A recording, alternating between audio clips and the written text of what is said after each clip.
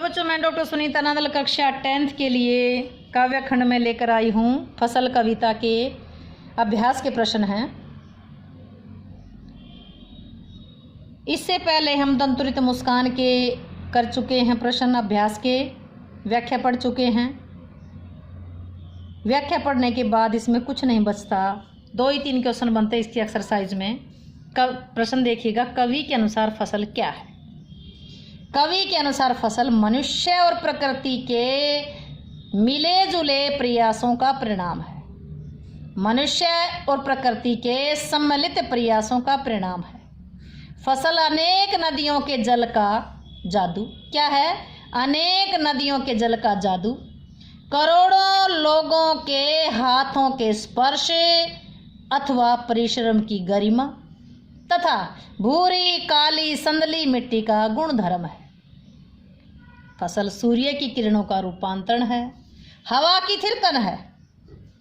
फसल सूर्य की किरणों का रूपांतरण भी है और हवा की थिरकन भी है। ये भी क्या, जिसे हवा नचाती और लहराती है।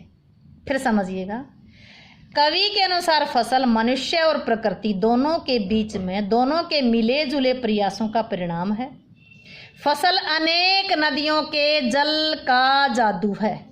अनेक नदियों के जल का जादू है। लाखों करोड़ों लोगों के हाथों के स्पर्श की महिमा है। परिश्रम की गरिमा है। भूरी काली संदली मिट्टी की का गुणधर्म है, मिट्टी की विशेषता है। फसल सूर्य की किरणों का रूपांतरण है और हवा का थिरकन है। कविता में कवि फसल उपजाने के लिए आवश्यक तत्वों की बात कही गई है। वे आवश्यक तत्व कौन कौन से? देखो, नदियों का जल था तो जल आ गया, हाथों का स्पर्श था तो मेहनत आ गई, भूरी काली संदली मिट्टी आया तो मिट्टी आ गई, सूर्य की किरण सूर्य की धूप आ गई और हवा की थिरकन हवा आ गई। यानी मिट्टी, खाद, पानी, सूर्य की किरण और हवा।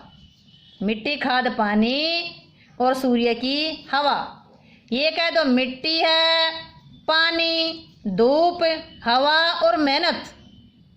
फसल को हाथों के स्पर्श की महिमा और गरिमा और महिमा कहकर कवि क्या व्यक्त करना चाहता है? फसल को हाथों के स्पर्श की गरिमा और महिमा कहकर कवि क्या व्यक्त करना चाहता है? कवि बताना चाहता है कि फसल पैदा करने के लिए घर के सभी व्यक्तियों को मेहनत करनी पड़ती है। फसल पैदा करने के लिए घर के सभी व्यक्तियों को, सभी सदस्यों को परिश्रम करना पड़ता है। किसान का पूरा परिवार फसल को पैदा करने में जुटा रहता है। फसल से अनेक लोगों का पेट पलता है।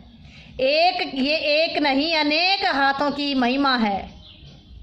फसल एक नहीं अनेक हाथों की महिमा है। अतः स्पष्ट है कि कवि ने किसान के परिश्रम के महत्व को प्रतिपादित करने का सफल प्रयास किया है कि फसल को उगाने के लिए किसान परिवार कितनी मेहनत करता है।